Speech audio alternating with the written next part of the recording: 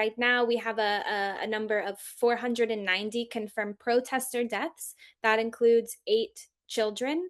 And we are still right now investigating over 500 additional cases.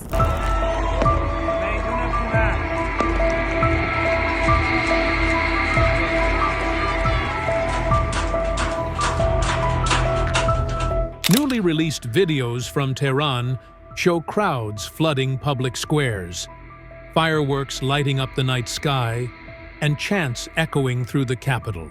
Long live the Shah. Footage posted Saturday appears to show protesters gathered in Tehran's Punak Square and Haravi Square, clapping, chanting Iran, and banging on pots as unrest spreads across the city.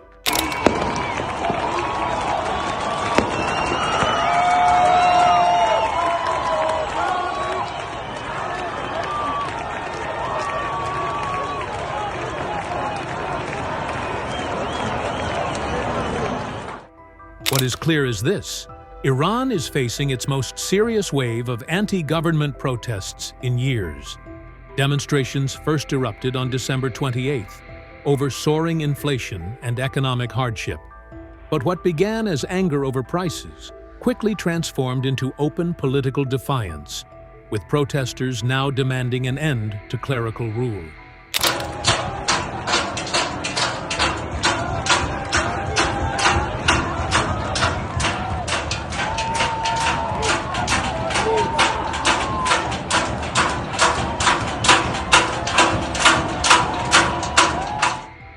As night fell, additional videos surfaced online, purporting to show fresh protests across multiple cities from Rasht in the north to Tabriz in the northwest, and Shiraz and Kerman in the south. An internet blackout has made it difficult to verify the full scale of unrest or the level of violence unfolding on the ground.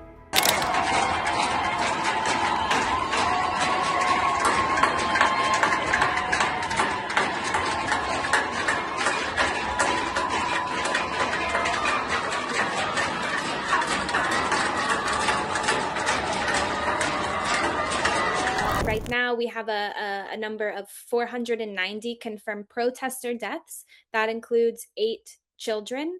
And we are still right now investigating over 500 additional cases. So that means that should we confirm all of these numbers, the number of those killed will exceed 1,000. And that's in just 15 days, which is, it's extraordinary. The same with the arrests. We have documented over 10,600 arrests, but we have many cases that we are still verifying. We have seen the use of lethal force indiscriminately against protesters. And we have evidence of close range gunshot wounds. We have evidence of tear gassing. We have evidence of military grade weapons being deployed on individuals protesting in the streets. And this is absolutely unacceptable. It's a serious violation of not only international law, but it's something that the international community must condemn, and in a united way. We are incredibly concerned about, statements even from today from the head of the police calling for increased repression. We fear that that means that we have a situation where hundreds of people have been killed, and then we have a police chief saying that repression must increase, and so we're really fearful what that may mean, and we're watching that very closely. It's always a concern when we see that initial, full internet shutdown, because what happens is we start to see increased violence. We start to see things happening behind this veil of sort of secrecy, and it's usually an indicator for us that analyze from the outside that this is when the regime intends to really start their crackdown, and that is evident in the last couple of days when the internet was shut down and connectivity was restricted with the outside world.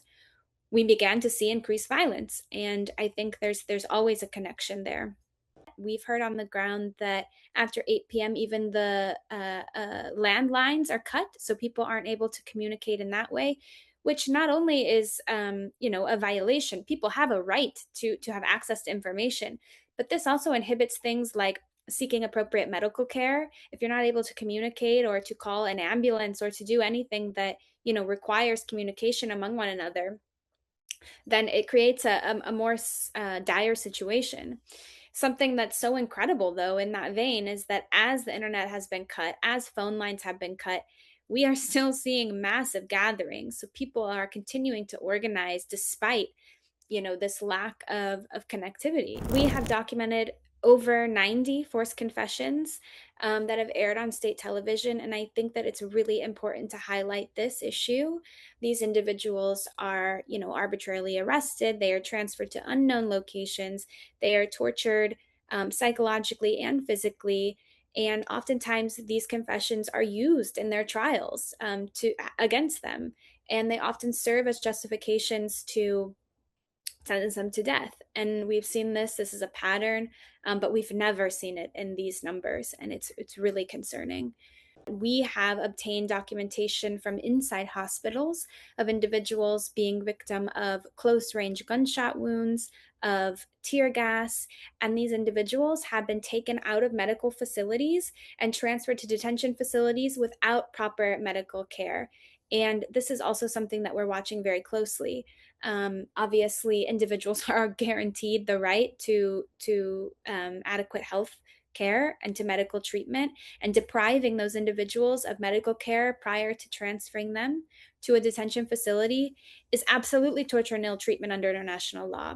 And I think it's something that we really have to focus on. In terms of where these protests go, that's really up to people on the ground. And I think that we need to just continue to stand in solidarity with them, to put their safety at the center of everything that we're doing, to make sure that we're maintaining a historical record of what's going on, of the deaths that have happened, of the arrests that have happened, and also the perpetrators involved. The comments from the regime that these individuals are sort of, random acts of terror, and all of these people associated with perhaps, foreign governments, whether it be Israel or the United States.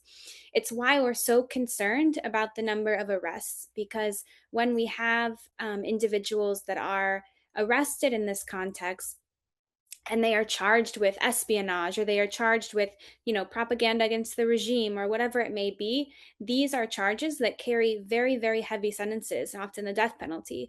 And so we are monitoring that very closely. Very clearly and seriously, the President of the United States officially and publicly announced it, and both threatened and acted against Iran. There are some people who openly consider themselves mercenaries of foreigners and betray their own country just to please the President of the United States. They are attacking people's shops, acting in the style of ISIS, and they don't even show mercy to women and children. And the foolish and delusional American said that Mashhad has fallen. As long as there are people like Martyr Shoshdari, their children, the children of the Imam of the Revolution, and the children of Iran, their restless dreams will never come true. Allahu Akbar, Allahu Akbar. Let the enemies of Iran, those who harbor ill will and seek to undermine its stability, know this truth. Let the enemies of Islam, those who distort its sacred teachings and sow discord, also be fully aware.